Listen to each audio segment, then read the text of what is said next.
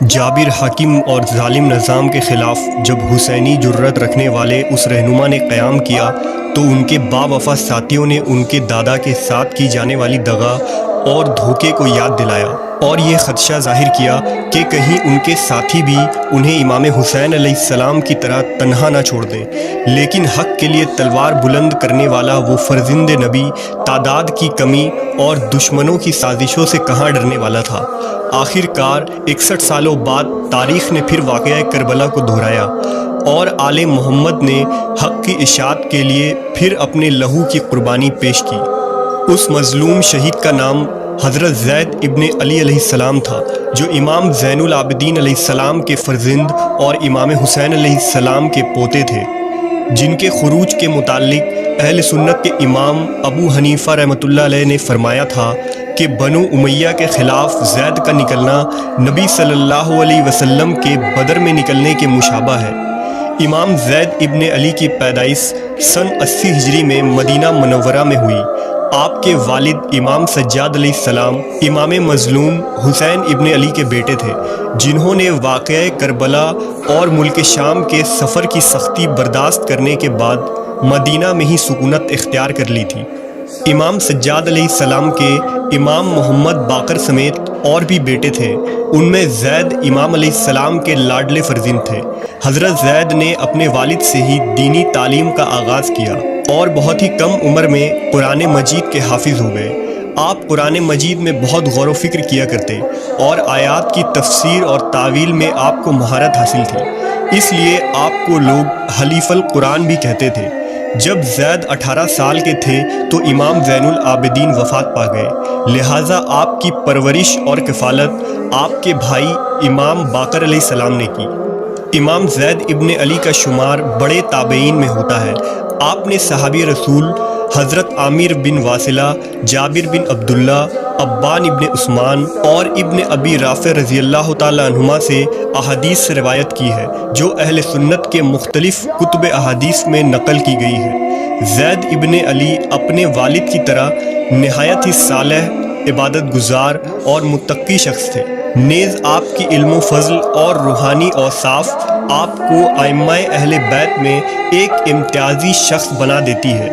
حضرت زید لوگوں کو قرآن و سنت اور اہل بیت کی پیروی کی دعوت دیا کرتے تھے، لوگوں کو امر بالمعروف و نہی عن المنکر کی اہمیت بتایا کرتے اور ظالم و جابر حکمرانوں کے خلاف جہاد کرنے کی ترغیب دیتے تھے۔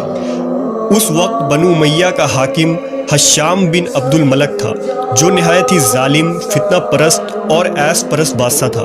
مورخین نے حشام بن عبد الملک کے دور کو بنو امیہ کا بدترین زمانہ قرار دیا ہے۔ دراصل مسلمان بنو امیہ کے ظلم و ستم سے تنگ آ گئے تھے اور وہ کسی ایسے رہنما کے خواہش رکھتے تھے جس کی رہنمائی میں بغاوت کی جا سکے اور اس جابر حکومت کو جڑ سے اکھاڑ پھینکا جا سکے۔ واقعہ کربلا کے بعد تحریک توابین اور مختار سقفی کے قیام کے ذریعہ چھوٹی چھوٹی کوششیں ضرور کی گئیں، لیکن کوئی بڑی کامیابی نہ مل سکی، لہٰذا لوگوں نے اب اہل بیت سے تعلق رکھنے والے ایک معزز شخص کی طرف رخ کیا اور انہیں امام زید میں اپنا رہنما اور امام نظر آیا۔ عبد الملک بن مروان کی موت کے بعد سن 105 ہجری میں حشام بن عبد الملک حاکم مقرر ہوا۔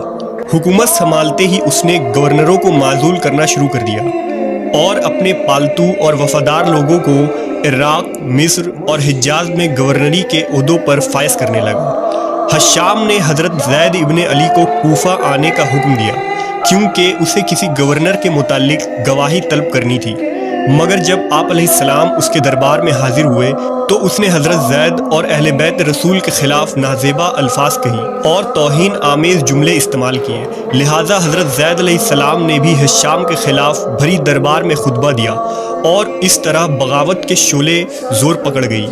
جب جناب زید حشام کے محل سے باہر آئے تو کوفہ کے لوگ آپ علیہ السلام کے ارد گرد جمع ہو گئے اور آپ کی عزت و تعظیم کرنے لگے۔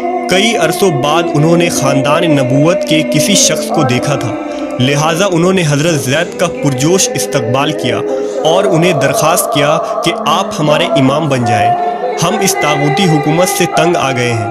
کوفیوں نے حضرت زید علیہ السلام کو یقین دلایا کہ 1,00,000 لوگ آپ کی بیعت کریں گے اور حشام کے خلاف ایک بڑا لشکر آپ کی حمایت میں تیار ہے۔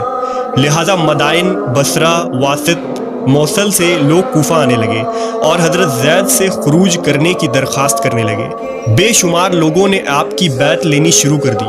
حضرت زید ابن علی نے فرمایا، خدا کی قسم، اللہ کی کتاب اور رسول اللہ کی سنت کو جب میں نے درست کر لیا تو اس کے بعد مجھے پرواہ نہیں کہ میرے لیے آگ جلائی جائے اور اس میں مجھے جھونک ہی دیا جائے۔ لہٰذا 1/0/122 ہجری کو آپ نے لشکر سمیت خروج کیا۔ لوگ جامع مسجد میں جمع ہو گئے اور تلواریں نیام سے نکال لیں، لیکن جب حشام کے حکم سے گورنر یوسف ثقفی فوج لے کر کوفہ پہنچا تو کوفیوں نے پھر تاریخ دہرائی اور 2 کے صبح حضرت زید کے ساتھ صرف 218 لوگ رہ گئے۔ امام زید نے فرمایا، کوفیوں کے متعلق مجھے پہلے ہی آگاہ کیا گیا تھا کہ تم لوگ میرا ساتھ چھوڑ دو گے۔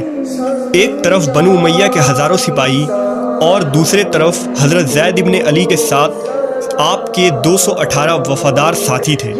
اس نابرابر جنگ میں پلک جھپکتے ہی حضرت زید کے ساتھی شہید ہونے لگے اور آخرکار زید ابن علی کو پیشانی پر تیر ماری گئی۔